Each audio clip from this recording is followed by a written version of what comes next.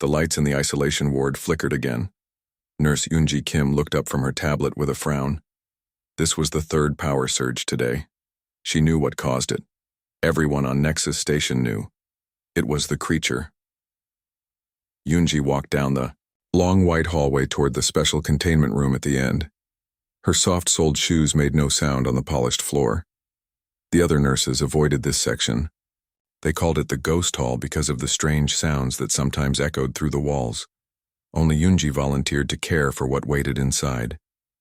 The security door required 3 different scans: her hand, her eye, and her voice, saying, "Today's code word." The heavy door slid open with a soft hiss. Inside, behind thick glass walls, was the most dangerous being humans had ever captured. The scientists called it Canis stellarum. The miners who first found it used a longer name, Biol Myoknunge, the dog that eats stars. Yoonji simply called it Jion. It looked something like a dog, if dogs were the size of small horses and made of swirling blue energy. Its body was mostly see-through, like blue glass with stars moving inside. It had 4 legs, a tail that sometimes split into 3, and a head with no real face. Just 2 glowing points where eyes should be. "Hello, Gion," Yoonji said softly. "Are you causing trouble again?" The creature turned toward her voice. The swirling energy inside its body moved faster. The 2 points of light fixed on her face. 6 months ago, Gion had destroyed a mining station near Proxima Centauri's 3rd planet. The report said it somehow ate the energy core and killed several workers. When the military finally captured it and brought it to Nexus Station, it screamed, not with sound but with some kind of energy that drove 3 researchers to kill themselves. No one could get near it until Yoonji tried something different. She had created a small device that made special sound patterns matching the creature's brainwaves. For some reason, it calmed Jion down. Since then, she had been its main caretaker. Yoonji checked the readings on the wall. Jion's energy levels were higher than normal. No wonder the lights were flickering. "Are you hungry again?" she asked, pressing buttons on a control panel. A small door opened in the ceiling of Gion's chamber, and a canister of compressed plasma lowered down. Jion moved toward it slowly, then suddenly lunged. Its mouth, which could open much wider than seemed possible, wrapped around the canister. Blue light flashed as it absorbed the energy inside. The empty canister fell to the floor. Yoonji made notes on her tablet. "That's your 3rd feeding today. What's got you so worked up?" As if in answer, the main door to the ward slid open. Colonel Taeho Park walked in, followed by 2 soldiers. Yoonji straightened her white uniform and nodded politely. "Colonel Park, we weren't expecting you until tomorrow." The colonel was tall and thin with a face that never smiled. "Plans change, Nurse Kim. We're moving the specimen tonight." Yoonji felt her heart beat faster. "Tonight? But sir, we haven't finished the basic testing. Dr. Han said we need at least another month to—" "Dr. Han no longer makes those decisions." Colonel Park cut her off. "This creature is being transferred to the weapons research facility on Luna Base. The transport ship is already on its way." Behind the glass, Jion began to move faster, circling its enclosure. The lights in the room dimmed, then brightened again. "See how it reacts?" Yoonji said. "It understands what you're saying." Colonel Park raised an eyebrow. "It's an animal, Nurse Kim. A dangerous one. It doesn't understand human speech." "Then why does it respond when we talk about moving it?" Yoonji stepped closer to the glass. "I've spent more time with Gion than anyone. There's intelligence there. And not just animal intelligence." "Gion?" The colonel's mouth twisted into something like a smile. "You named the specimen?" Yoonji felt her face grow warm. "It helps with the care routine." Colonel Park shook his head. "This is why medical staff shouldn't handle research assets. You get attached." He turned to the soldiers. "Prepare the transport containment. We move the specimen at 0200 hours. After they left, Yoonji pressed her hand against the glass. Jion came close on the other side, its glowing eyes level with hers. "What are they going to do to you?" she whispered. For a moment she thought she heard a voice in her head. Not words exactly, but feelings. Fear, confusion, and something else. Trust? That night, Yoonji couldn't sleep. She kept thinking about Colonel Park's cold eyes when he talked about weapons research. She had read the reports about what happened at the mining station. Jian had only attacked after the miners tried to capture it. It had been defending itself. At midnight, she made her decision. She took her special sound device and went back to the isolation ward. The night guard knew her well. "Working late again, Nurse Kim? Just some final readings before the transfer," she said with a smile that hid her racing heart.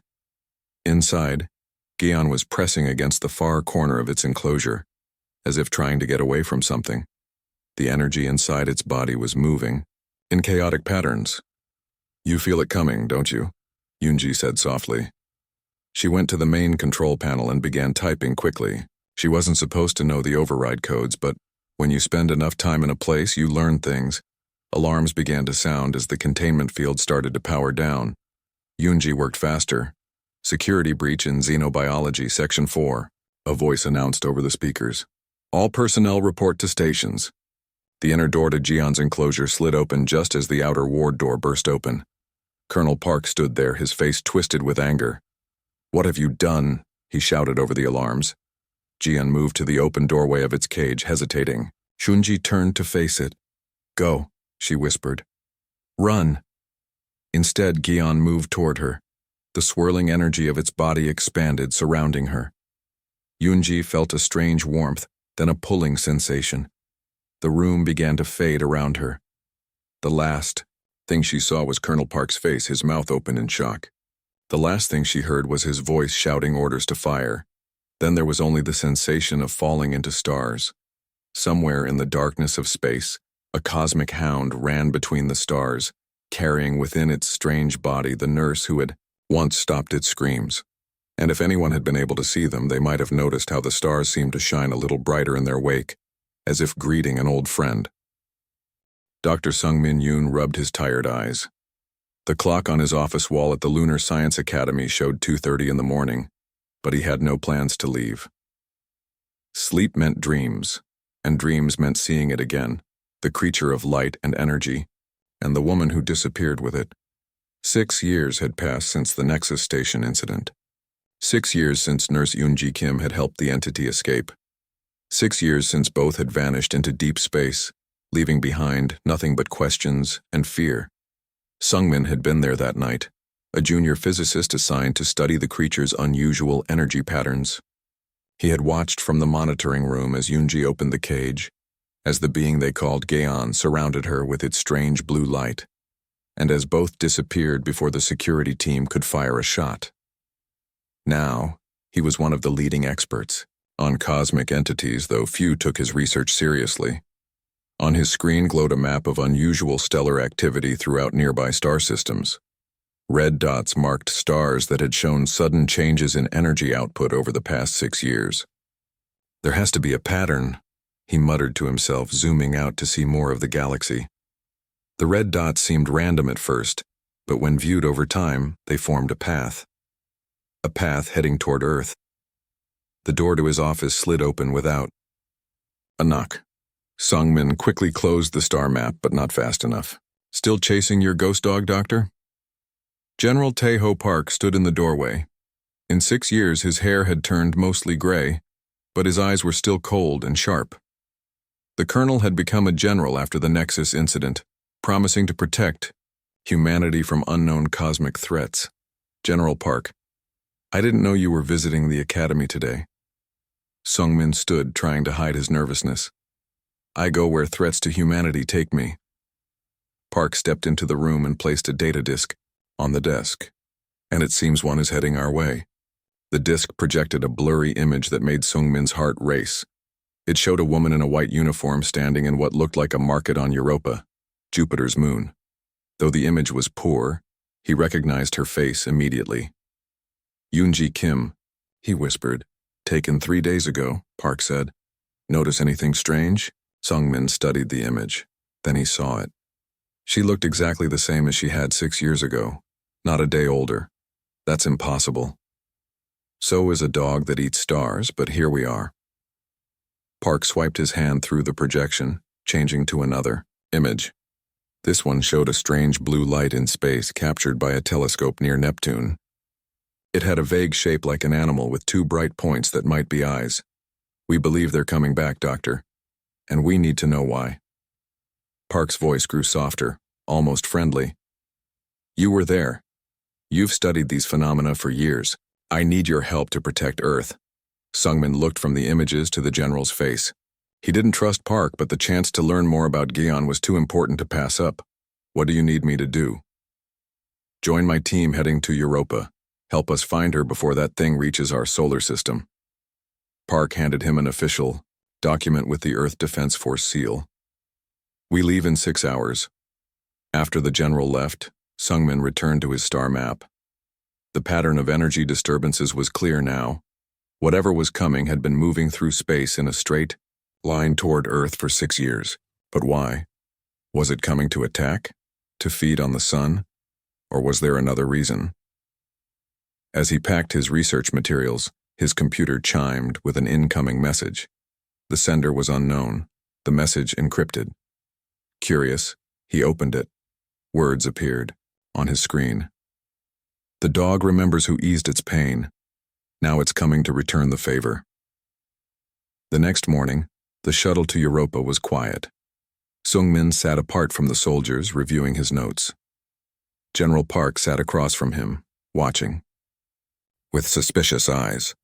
You seem troubled, Doctor. Sungmin closed his tablet. Just thinking about what we might find. If Yunji has been with that entity for 6 years and hasn't aged, who knows what else has changed about her? Or what's left of her, Park added, coldly. That thing might be wearing her face like a mask. The shuttle shook slightly as it adjusted course. Through the small window, Sungmin could see Jupiter growing larger, its giant red spot like a watching eye. Soon the smaller shape of Europa came into view, its icy surface reflecting the distant sun. Europa Station was the largest human settlement in the outer solar system, home to 5,000 researchers and miners who extracted water from the moon's subsurface ocean. As the shuttle docked, Sungmin felt a strange sensation like being watched from a great distance. The station commander, a short woman named Ha-Rin Cho, met them at the airlock. She seemed nervous as she greeted General Park. We've increased security as you requested, sir. No one matching the target's description has been spotted since the initial sighting. Show us where she was seen, Park ordered. They walked through crowded hallways to the station's market section. People from all over Earth sold goods here, foods, clothes, trinkets from home. Ha-Rin led them to a small booth selling tea, the Aker. Vendor says she bought tea here, paid with standard credits, and asked questions about deep space monitoring equipment. Sungmin touched the counter where Yunji must have stood. What kind of questions? About the range of our sensors, particularly those pointing toward the Kuiper belt. Ha-Rin looked uncomfortable. General, there's something else you should know. Our deep space sensors detected an unusual object entering the solar system 3 days ago. It's moving fast, faster than any known ship. Park's eyes narrowed. Why wasn't I informed immediately? The information was sent to Earth Defense Headquarters, Ha-Rin said. I assumed you knew. That night, as Sungmin prepared for bed in his assigned quarters, he felt the same strange watching sensation. He looked out his small window at the stars. One seemed to shine brighter than the others with a slight blue tint. His door chimed softly. When he opened it, Commander Ha-Rin stood there looking nervous. We need to talk, she whispered. Not here. Follow me. She led him through quiet hallways to a small observation dome. The stars shone brilliantly overhead through the clear ceiling. When the door closed behind them, Ha-Rin's nervous manner disappeared. Dr. Yoon, I know why you're really here, and it's not because of General Park's orders. What do you mean? Ha-Rin smiled sadly. Yoonji Kim is my sister, and she sent me to find you. Sungmin felt the room spinning around him. Your sister, but how? There's no time to explain everything. But you need to know the truth before it arrives. Ha-Rin pointed up at the blue-tinted star. That's not a star. That's them. And they're coming to save us all. The blue light in the sky pulsed once as if in agreement. Harin Cho sat across from Sungmin in the small observation room. Above them, through the clear dome, the blue star pulsed with a gentle rhythm. "Your sister?" Sungmin whispered, still trying to understand. But all records said Yoonji was an only child. "We had to hide our connection," Harin said. She took out a small photo from her pocket. It showed two young girls, arms around each other, standing in front of mountains. "I was placed here 3 years ago to watch for signs of her return."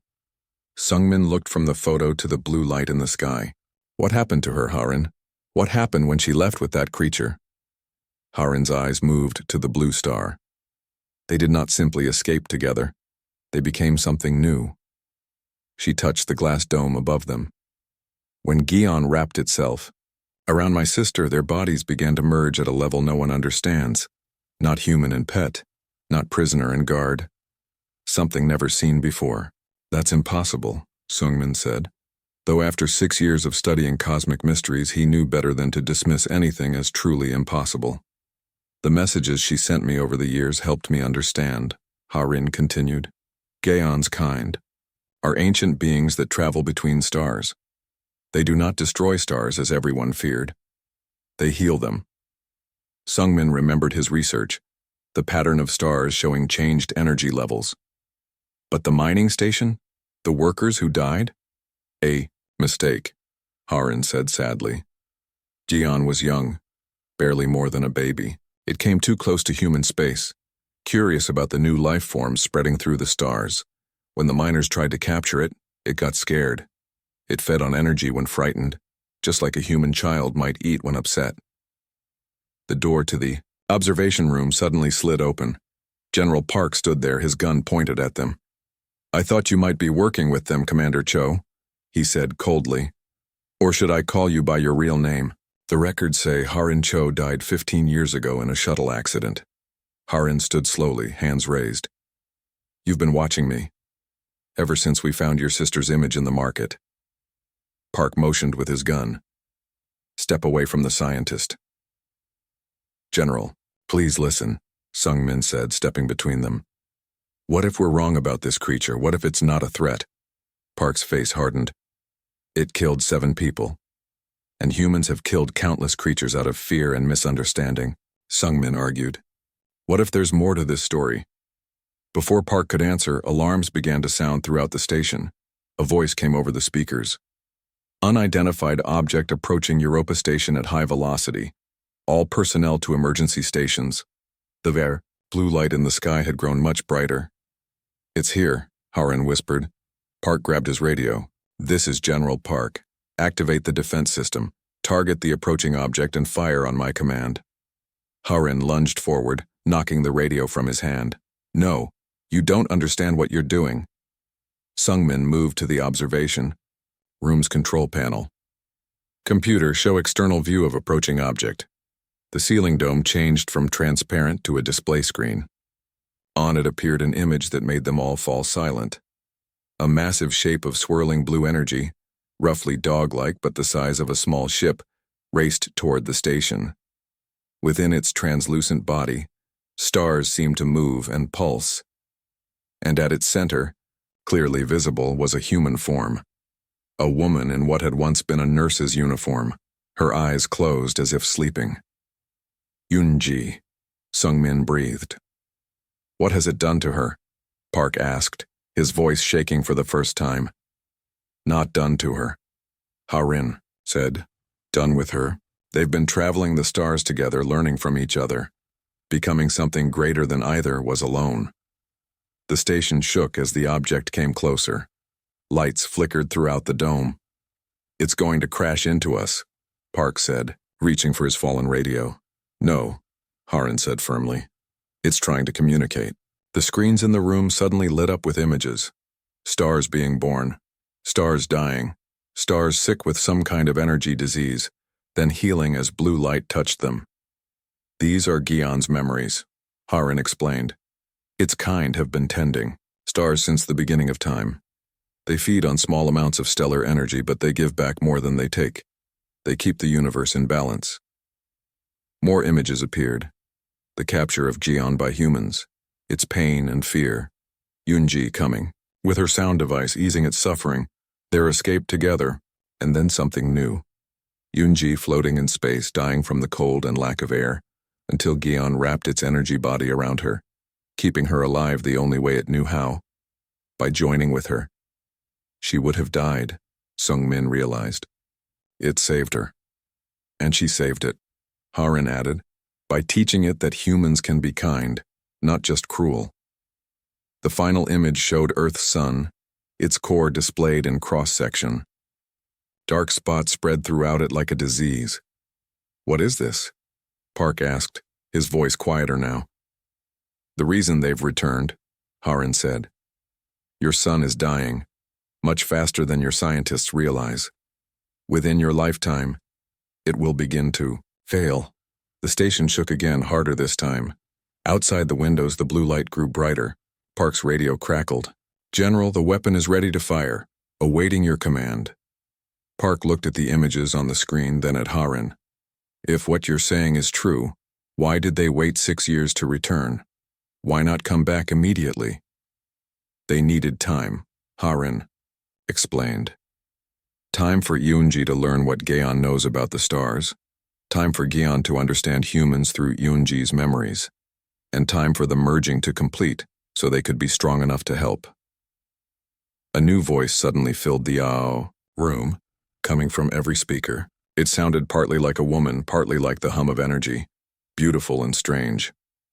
I have come for the one who calmed my screams, it said. I have come to stop yours. The blue light outside the station pulsed 3 times, then began to take shape again. The dog-like form moved closer to the observation dome, its massive head now visible through the windows. Within its body, the human shape opened its eyes. Yunji's face looked out at them, though her body remained part of the swirling energy. Her eyes met Sung-min's, then moved to Harin's, and finally to Park's. Hello, sister, the voice said. Hello, scientist. Hello, soldier. Park's hand tightened on his gun. What do you want? To show you what I have seen, the merged being replied. To give you a choice. The station shook one final time, and then the walls of the observation dome seemed to disappear. Sung-min gasped as he felt himself floating in space, surrounded by stars. He knew they hadn't physically moved. This was some kind of vision shared by the creature. Look, said the voice of Yunji and Gaon together, and they saw the truth about the stars. Sung-min floated in what seemed like open space. He knew his body was still in the observation room on Europa Station, but his mind was somewhere else. Beside him drifted Harin and General Park, their faces filled with wonder and fear. Before them spread a view of the galaxy that no human telescope had ever captured. Stars burned in colors Sung-min had never imagined, some with strange dark patches spreading across their surfaces like rot. This is what we see, said the voice that was both Yunji and Gaon together. This is what my kind has watched over since the first moments of creation. The viewpoint shifted, zooming toward a sickly star. As they drew closer, Sung-min could see tiny machines orbiting it, so small they would be invisible to human instruments. The machines seemed to repair cracks in the star's surface, channeling energy from healthier parts to weaker sections. These are the seeds of life, the merged voice explained. My kind placed them around young stars when the universe was new. They help stars live their natural lifespans, ensuring planets have time to grow and life has time to develop.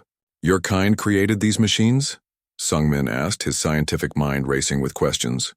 We became their caretakers, the voice replied.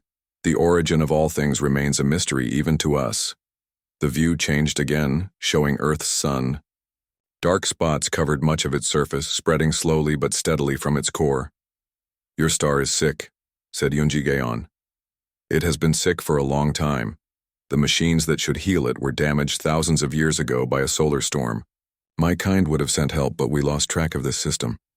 There are so many stars in the galaxy and so few of us left.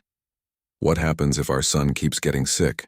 Harin asked, though from her face Sung-min guessed she already knew the answer. First comes increased solar activity, dangerous flares, disruption of your power systems. Then, as the sickness reaches the core, rapid cooling. Your planet will freeze within a human lifetime. All life will end. General Park, who had been silent until now, found his voice. Why should we believe you? This could be a trick, a way to make us let down our defenses. In answer, the vision around them shifted to show Earth. Cities glowed with light across the night side of the planet. Then the vision moved forward in time. The lights went out, one by one. Ice spread from the poles toward the equator. The blue planet turned white, then gray as dust storms covered the ice. This is what will happen, said Yoonji Gaon, unless we help. The vision faded, and they found themselves back in the observation room. Through the windows, the blue energy form of Jeon still hovered, with Yoonji visible at its center. If you can save Earth, why come here first? Park asked, his military training making him suspicious. Why not go straight to the sun? Because I wanted to see her first, said the voice, softer now, more like Yoonji alone. The merged being moved closer to the window, its glowing eyes fixed on Harin. I missed my sister. Harin pressed her hand against the glass. I missed you too, every day. And because humanity must choose, continued the deeper voice that was more Gion. We cannot act without permission, not after what happened before. What permission do you need? Sungmin asked. To heal your star, we must feed on part of its energy, the merged voice explained. It will look to your scientists like your sun is being attacked. If your military responds with weapons, many will die. The healing might fail. General Park straightened his uniform. You're asking Earth to trust something that looks like it's eating our sun? Yes, said Yoonji Gaon simply. Just as I once trusted a scared human nurse who approached a creature everyone else feared. The form outside the window shifted, becoming more human-like for a moment, Yoonji's face clear and sad. I am showing you the truth because we have no time for mistakes.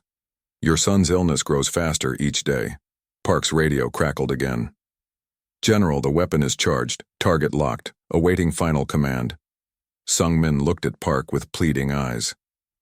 General, I've studied stellar decay for years. If there's even a chance they're telling the truth about our son, we have to listen. And if they're lying? Park's hand hovered over his radio. If that thing starts feeding on our son and doesn't stop? What then, Doctor? The station lights flickered as the being outside pulsed with energy. Screens around the room lit up again, this time showing images from across the galaxy. Stars glowing brightly after being touched by creatures like Gion. Dead solar systems where no help had come. Planets bursting with life around healed stars. I've seen what they can do, Harin said. The messages Yoonji sent me over the years showed star systems reborn after my sister and Gion visited them. They've been practicing, learning how to work together to heal larger stars. Park lowered his hand from the radio. What guarantee do we have that you won't harm Earth? The merged being's light dimmed slightly. The same guarantee you give to other living things when you study them. Intent, care, respect. The voice became more Yoonji's. I was human, General. I still am in part. I would never harm my home. Sungmin moved closer to Park.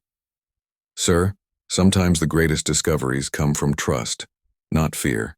Your weapons might destroy this being, but they won't save our son. For a long moment, Park stood silent, looking from the screens to the creature outside.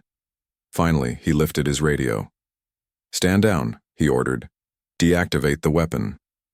The tension in the room eased as Sungmin and Harin both let out breaths they had been holding.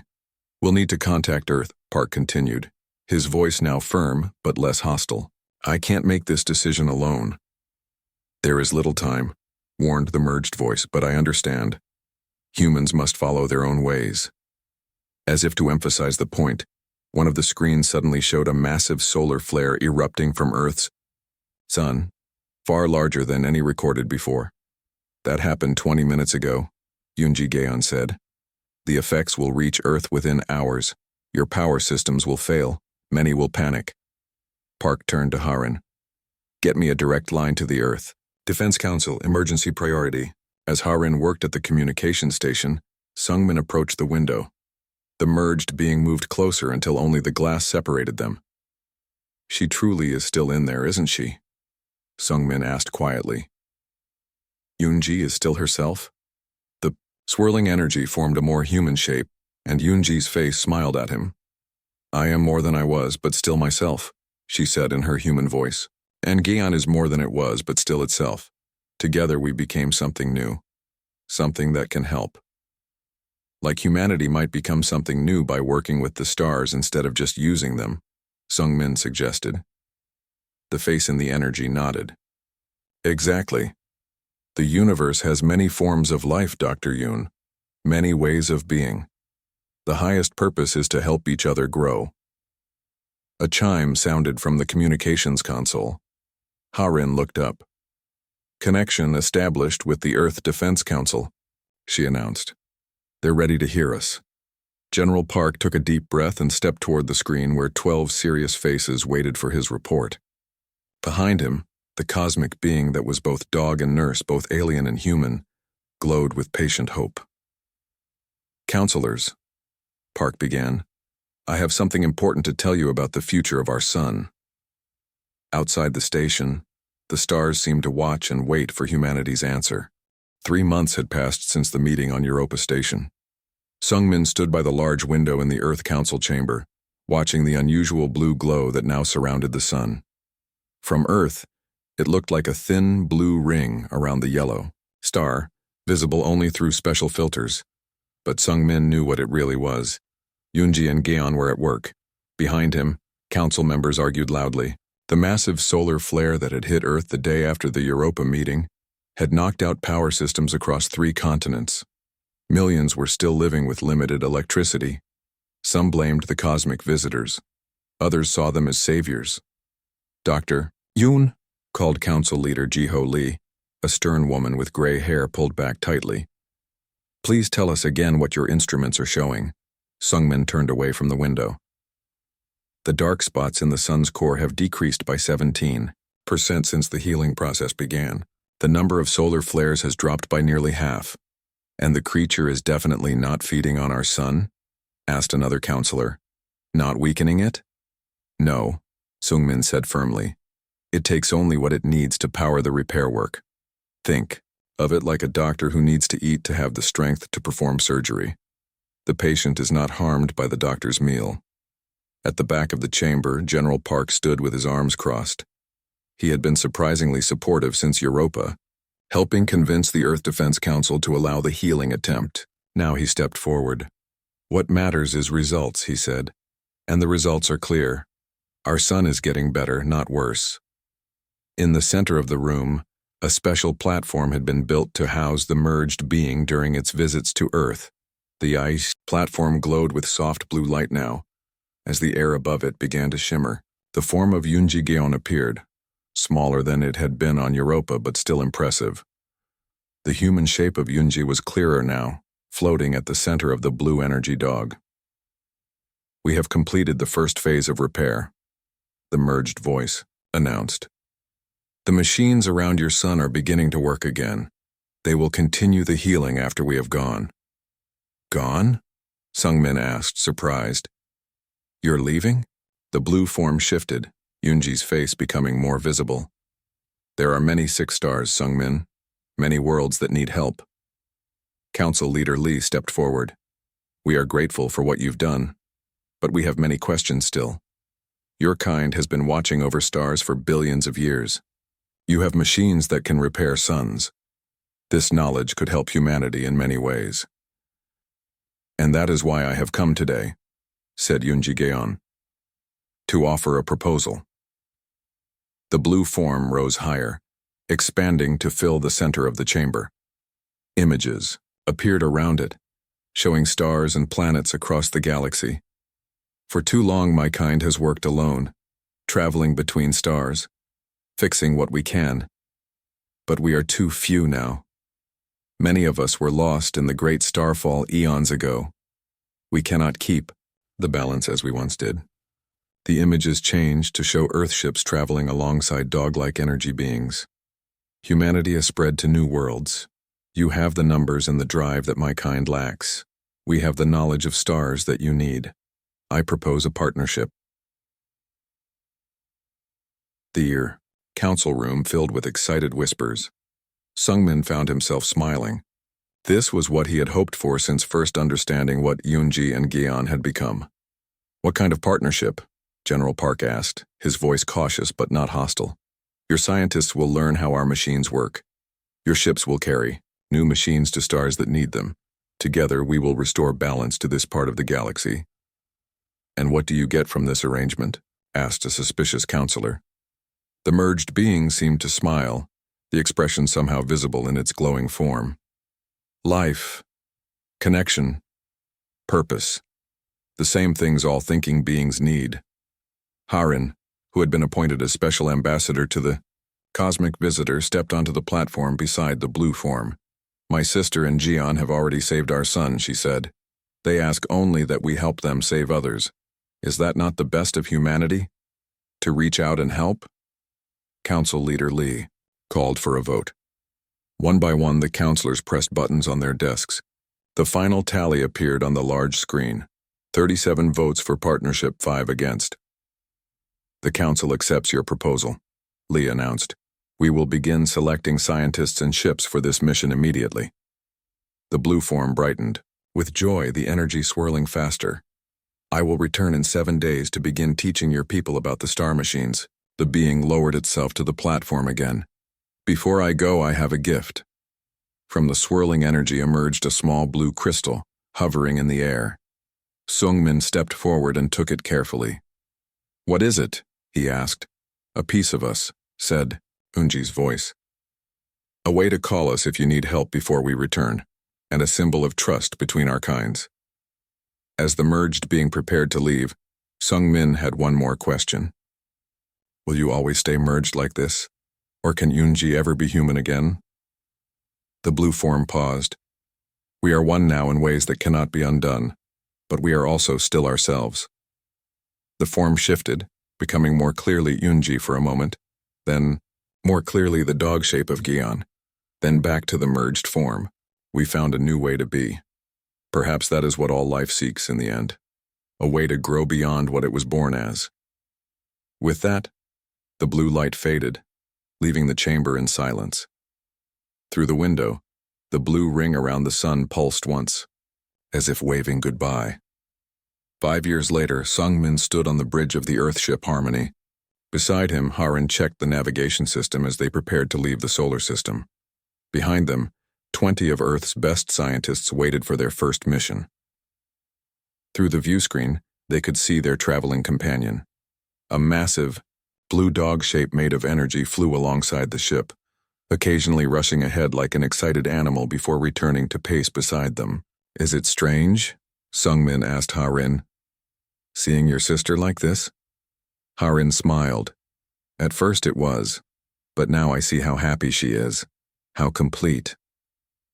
The ship's communication system activated, and the familiar merged voice filled the bridge. Are you ready for your first star healing? Asked Yoonji Gion. Ready, Sungmin replied. He looked at the star map showing their destination, a dying red dwarf with 3 inhabited planets. How long will it take us to get there? 3 months by your engines, the voice said, or 3 minutes by mine. Before Sungmin could ask what that meant, the blue energy expanded, surrounding the ship. The stars outside the view screen blurred, and suddenly they were somewhere else, orbiting a red star with a sickly surface. Welcome to your first patient, said the voice of the dog that ate stars and the nurse who had once stopped its screams. Let's begin. As Sungmin and the other humans stared in wonder, the blue light moved toward the dying star. In that moment, Sungmin understood that they were witnessing not just the healing of a star, but the beginning of a new chapter for humanity. Among the stars, new guardians were being born, human and alien, working together to keep the lights of the universe burning bright.